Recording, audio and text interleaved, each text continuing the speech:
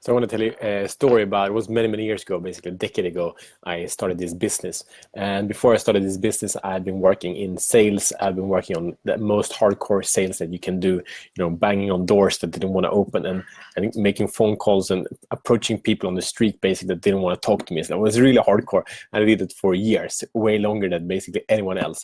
And I loved it. It was so fun, so much fun. So anyway, it was a huge amount of growth and so on. And from that place, I started this business. And of course, I could sell. So I jumped into selling. The product was like a physical food product that we were selling. So I just dived into that business, started selling, and I called everyone. And I was super excited. And a lot of people bought, they bought and bought and bought and bought. So for the first bunch of months, I just sold, and sales were increasing. And, we, like, how do we provide, how do we sell, how do we ship these things out? I didn't have anything figured out, but I want to sell. I dove into it, and results kind of exploded. And we didn't have any good structure. It wasn't the best way to start a business, but we sold, and that's the biggest issue for most businesses actually, that do not sell and did not have a growth strategy that works. But I didn't know how to sell. So after 6 months, we had developed, the sales were so good, and we were kind of overwhelmed. We couldn't deliver to our clients. We couldn't do much of the things that were actually important. So it basically ended up with me taking care of the load. Also some others, but I took care of a lot of the load. And it was basically from doing the sales, I started doing administration. I started to organize. I started to hire people, and one of the first hires I hired was someone that could do the sales, because I needed to do the business management. I needed to sort out these things in the business. So I hired someone else to do the sales, and then I hired someone for the production and shipping and all these kind of things. And I wasn't good at that. I'm still not very good at that. It's still not my passion, and it didn't work out that well. And most of all, I stopped selling, and the person that I hired, had much less experience, was much less excited, and did not do the same job as I did.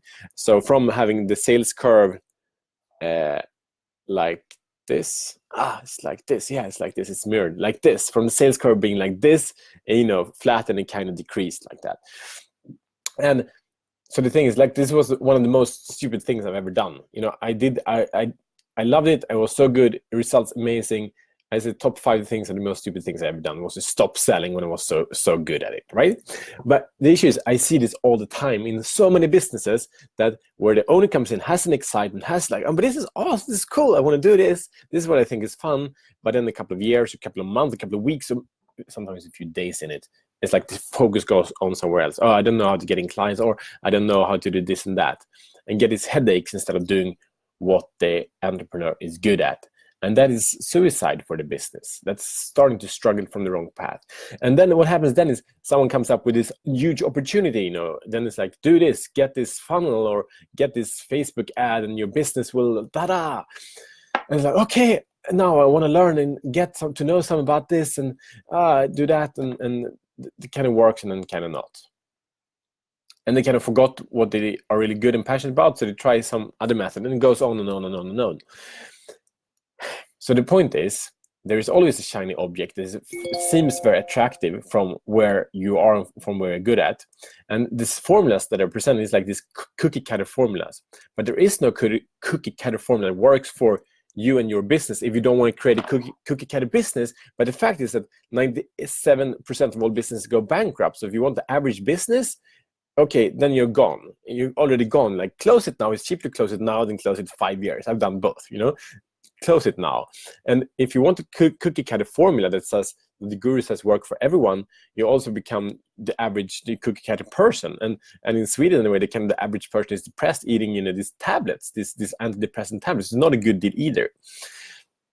So the shift here, this is a series. I will have a 13-part series. This is just the introduction of a 13-part series, how to build a business on your terms, where you win, your family wins, and where the clients wins without any compromise. And it's about, the message is really simple. It's about focus. It's about getting things done that really matter. It's about doing what works for you.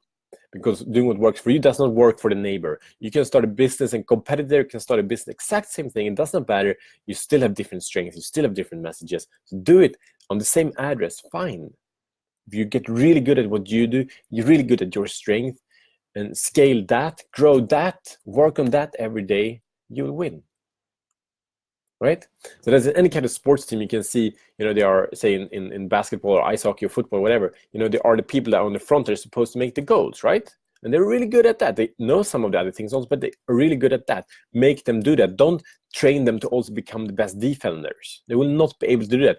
Find the best defenders and make them support and help each other. That's how we create a successful team, and how you can become the most successful and best version of yourself. So in any kind of success, we're going to create any kind of result, we have 3 very simple steps. So what needs to work is you need to be right, is you need to have the right knowledge and the right vehicle. And for the framework around this is, of course, that you are acting in the best ability for what the outcome that you want.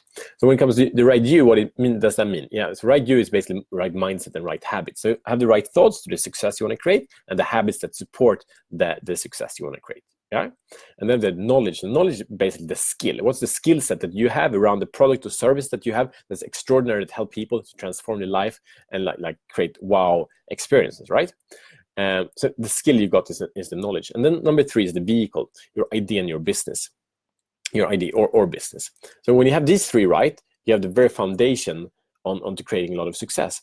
But remember, the idea and the business is very, very thin. It's a very, very thin essence of what is your skill and passion and what you really know about. So if as soon as I still work with this business and this is good business for me, but if you do something a little bit on the side, you're actually digging your own grave. So don't do that, okay? So basically, this series is about the 12 more steps. It's episode 1 of 13. So I share 12 steps how to build a business on your strength for you and your family to harvest the rewards for many, many years to come. And this is the most essence and most very, very simple strategies I will share the coming 12 days. So come along and join this journey to get 12 super powerful insights. And I can challenge you with this thing. It will not be very long, but it's much shorter than this one for sure. And if you can actually implement 1 step a day. You cannot master each step a day, but you can actually take action and have it done every day. I know most people won't because, it's like information overload and so on, but you could actually do that and get very, very far in these 12 days in your business. I challenge you to do that, and please keep me updated on how it's going. So do you want to create a business on your terms where your strength gets to express when you live your passion and your purpose, creating a better world, and then, making amazing, beautiful things happen for you and your family? Then check these other 12 episodes out coming this week. So I wish you a beautiful time, and thank you so much for joining.